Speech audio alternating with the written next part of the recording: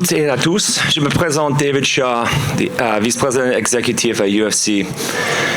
Merci d'être présent ce soir, de soutenir UFC Fight dans notre 4e événement à Paris depuis la légalisation du MMA 2020.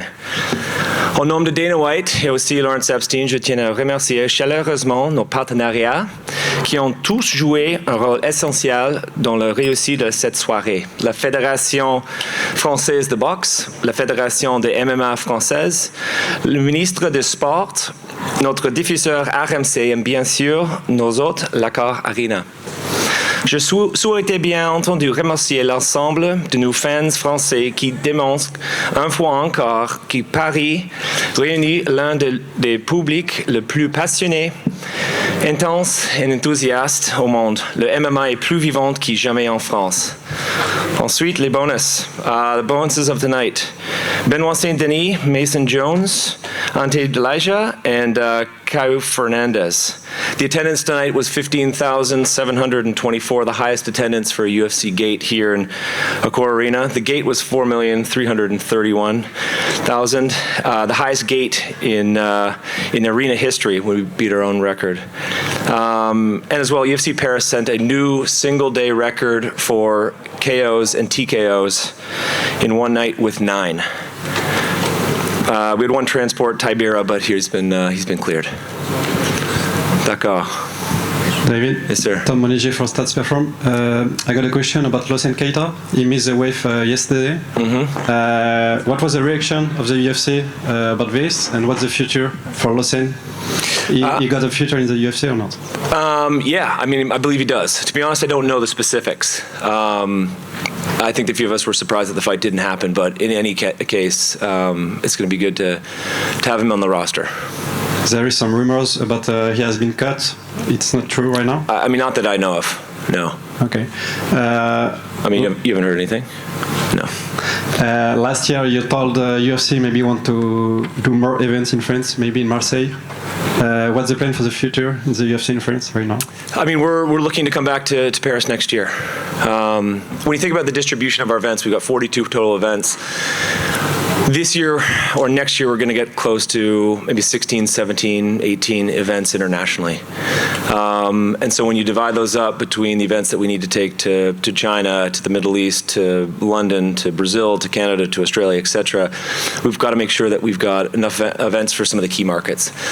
I think the other thing that's important to recognize is you can tell over the last couple of years our model's changed a little bit, where we're really focusing on some of the large world-class cities that can help us activate our partnerships. We can be in the same cities as our key media partners. We can engage fans in a different way. So are we going to increase the output of events in France to 2? Potentially. But I think we can count on an event in Paris at least every year. And last one for me, Nasruddin Imavov just won against Caio Borralho. Yeah, incredible. He made a KO on Israel Adesanya before. Do you think the UFC didn't respect him, and do you think he's the next one for the title shot against Hamza? What was the first part? Do I think the UFC... We think in France UFC didn't respect Nasruddin because maybe he needs a title shot before. Do you think he's the next one right now after this victory? Well, I think Dana's talked about this in the last couple of weeks, where, you know, between this event and what's the other minute? And Chicago. Yeah, but anyway, so there, Vancouver? For delivery or your call? Yeah, correct. Sorry, nice one. So the RDR fight that's happening in Vancouver, I think Dana's talked about this, that it's really going to be a showdown between tonight's main event and Vancouver's main event to determine who's going to fight Hamzat. But Nasruddin looked amazing. He looked incredible. Thank you. And what do you think about the audience? I'm right here. About the audience? The audience. Yes, the fans. They were just... Yeah, I mean, I sort of highlighted that in my broken French opening remarks. And so if the translation didn't work for you, my point was that this is one of the most energetic, loud, intense and really passionate fan bases that or cities that we go to anywhere in the world. I mean, it was the second fight. The whole arena was full. The chanting, the singing, it's sort of every year it gets louder and louder. It felt like this year reached a fever pitch. But it's pretty remarkable how engaged and how knowledgeable the fans are in Paris and across France. Every year we come, we've got a significant portion of the people who buy tickets that come from outside of l'Île-de-France or l'Île-de-Paris. So, it was no surprise for us. And we're very honored to have fans like we do in France.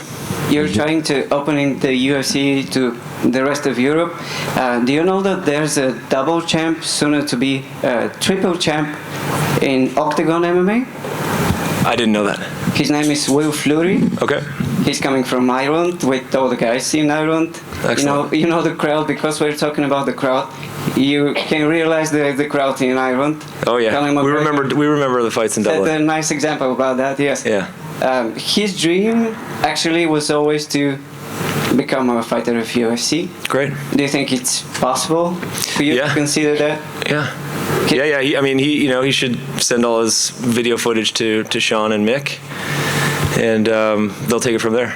Okay. Thank you. You're welcome. Hello, sir. Yes, sir. So my first question is that I think we've been talking about this maybe in London a few months ago, that there is only a part of the events, pay-per-view events, that cannot be in UFC prime time, and maybe it's usually Abu Dhabi. But I wonder, with now Nasruddin getting closer to the title shot, we have Cyril Gane, of course, fighting for the title. Are we getting closer to maybe have held Paris pay-per-view instead of maybe London?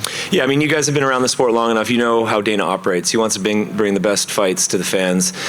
You take a situation like we had last year in Manchester, where it made sense for us to bring a pay-per-view in the middle of the night. There's a lot of things that need to come together, right? It's not just about creating the right matchup at the right time in that city and having a middle of the night pay-per-view event or numbered event.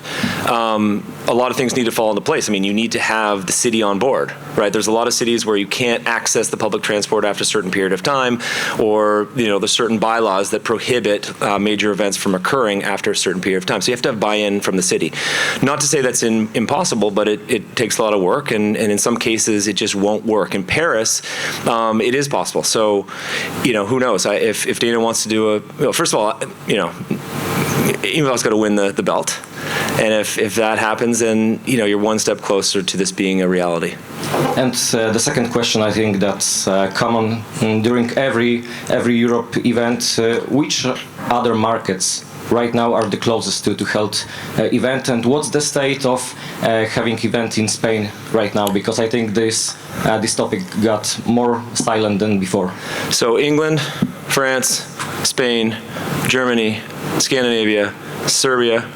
We're looking at Turkey. There's a number of different destinations that we're hopeful for over the next couple of years. Thank you. Right here. And I probably forgot a few as well. First of all, yes, sir. Congratulations for the French. Merci it wasn't beaucoup. that bad. And you said maybe you forgot some. I was about to ask you. You just recruited Lucien Keita. You had Okibolaji fight for you tonight. Maybe you want to explore the Belgium market. We know that the PFL did their first event there. It was a success. Great. Is that something that you're looking for? You can add that to that long list that I just mentioned a second ago. And on the same note, the PFL started their PFL Africa. Where is the UFC in terms of starting events in Africa? I mean, we've had a number of conversations with a few different countries, and either major events, tourism, sports ministries of those countries to bring an event to South Africa. It didn't work this year. We're working on something for next year. Nothing to report right now, but I mean, you've heard some of the guys, including Dana, talk a lot about how important it is for us, and yeah, it's on the list. Listen, I wish I had more information to share with you, and there's always these great questions that come from an earnest place about why don't come to my country. This is a great country to go to, and I totally understand it. When we've got information to share, we absolutely will. Thank you. Thank you. Emil Sardarian from Stand 'Em Up. First off, an amazing event once again. I think this might be the best one the UFC has done in Paris. With this new deal, with this new Paramount deal, there has been talk about maybe doing a numbered event in Paris next year, because there's no pay-per-view anymore. Well, sorry to interrupt. I think there's an important distinction that is necessary for this conversation. That is, pay-per-view still exists as a distribution medium. So what we've changed with Paramount and the deal in the US is we've just changed the distribution platform for our content. So pay-per-view will no longer exist in the US. We've still got vibrant pay-per-view businesses in Canada, Australia, New Zealand, and a number of other places. And so if your question is leading to, does the new Paramount deal permit the flexibility to potentially bring a numbered event to France? It's the same answer that I answered for this gentleman. Please go ahead. With the different time zone, with the European time zones, would be my addition. Yeah, so not as of yet. And my hunch is that it probably won't change too dramatically. What it comes down to is the difference in audiences on a North American basis for a championship event. And the other thing we found over the years is that the time frame is critically important to viewership. So our pay-per-view main cards have always gone off at 10 o'clock in the East in the US and 7 o'clock in the West. People are creatures of habit. People have a ingrained, sort of crystallized understanding of when the pay-per-view main card is going to start, and therefore when we should either buy it or watch it. We did a test in maybe 2010 or 2012, shifting the pay-per-view main card date to 6 p.m. in the West and 9 p.m. in the East, and it didn't do well. So that's why we've always held it at 10 p.m. because it allows for the maximum number of viewers, because of it being just sort of a natural thing for MMA fans to know and understand. Then my following question on your answer, why are there normal times in Abu Dhabi and not in Europe? Is there a reason for this? Well, because I think, Abu Dhabi is the outlier, right? We've had a pay-per-view in Abu Dhabi once, so one pay-per-view out of the 13 pay-per-views that we've had annually in the last few years have been Abu Dhabi. And that's by virtue of the relationship that we've got with Abu Dhabi. I mean, think about what an impact Fight Island made during COVID. The destination for us, and it being a hub for not only the Middle East, but North Africa and very important destination for the region. Our partners at the Department of Culture and Tourism have invested pretty heavily in the UFC, and there's more news on that coming in the next couple months. But it is a special case, but we probably won't increase the number of, let's say, European or Middle East primetime numbered events anytime soon. All right, that makes it all the while clearer. So thank you for that. Thank you, sir. Here. Yes. Simone Itata for Fight for Yours. You talked about a lot of countries that the UFC is looking to get into, and I gotta ask, we're in Italian media, so we want to know if maybe the UFC has been looking into maybe getting into Italy in the next few years or something like that. If there's something already that's been discussed, maybe in the previous years as well. We did a lot of work when there was all the talk about Zuckerberg fighting Elon Musk, and so there's a lot of conversations. We reviewed a lot of venues, and a lot of the kind of due diligence and legwork was done then. So, listen, when I mentioned I left a few off the list, Italy was definitely one of them. Thank you so much. You're welcome. Great. Okay. Thank you, guys. Thanks very much, everybody. Have a good night.